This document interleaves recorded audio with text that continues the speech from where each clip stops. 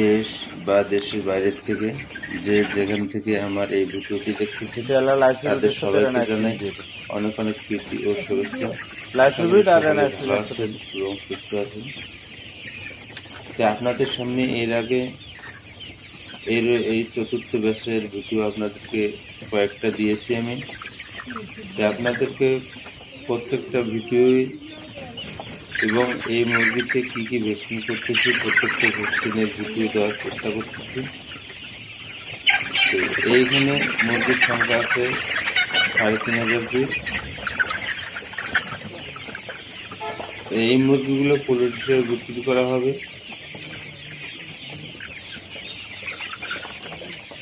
যদি কোনো খামারি ভাই বোনেরা পোলট্রি সংগ্রহ করে খামার করতেছেন তাহলে আমার স্ক্রিনে দেওয়া নাম্বারে সরাসরি যোগাযোগ করে এই পোলট্রি মুরগিগুলো সংগ্রহ করতে পারেন। আমি পোলট্রি মুরগিতে একুরেট ভ্যাকসিন করে থাকি। কারণ হচ্ছে যদি কোনো কারণবশত এই মুরগিগুলা বিক্রি না হয় সেক্ষেত্রে দেখা যাচ্ছে যে এই মুরগিগুলো নিজের ডিমের জন্য খাঁচায় উঠাতে হয়।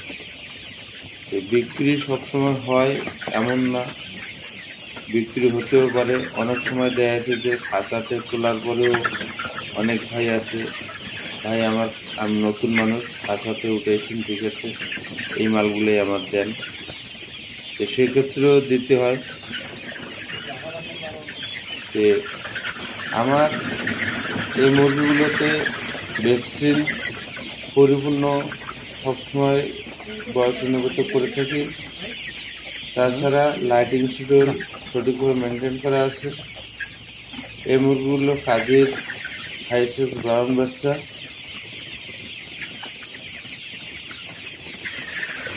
তা বাদে এই মুরগিগুলোর বয়স অনুগত ওজন ঠিক আছে। আজকা এই মুরগিগুলোর বয়স চলতেছে 60 দিন। যারা থাকলে দিন, না থাকলে রেডি পোলট্রি মুরগি খুঁজতেছেন বা ভালো পোলট্রি মুরগি সংগ্রহ করতে চাচ্ছেন, আমি তাদের বিষয়ে বিশেষ করে বলবো, পানি খেলে ঠিক আছে। ভাই আপনারা যেহেতু টাকা দিয়ে পোলট্রি মুরগি সংগ্রহ করবেন, অবশ্যই দেখে শুনে ভালো মুরগি সংগ্রহ করেন। কারণ আপনি যদি ভালো পুলেট কিনতে না পারেন সেক্ষেত্রে আপনি নিজেই আপনার খামারের জন্য নিজেই বিপদ হয়ে দাঁড়িয়ে যাবেন। কারণ হলো ভ্যাকসিন সঠিক এবং ভ্যাকসিন পরিপূর্ণতা মুরগি না হলে আপনি কখনোই এ খামার টিকাতে পারবেন না। এবং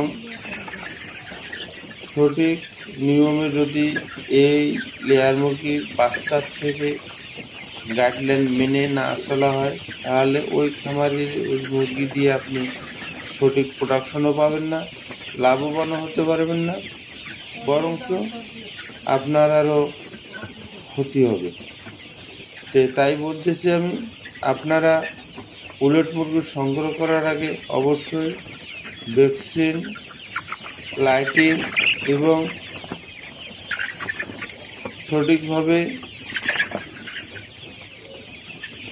ওষুধ পানি এই জিনিসগুলো মেনটেন করতেছে কিনা এবং মুরগিগুলো চঞ্চল এবং সুন্দর দেখতে আছে কিনা এই বিষয়গুলো আপনারা অবশ্যই খেয়াল করবেন। তাছাড়া সম্ভব হলে আপনারা পোলট্রি নেওয়ার আগে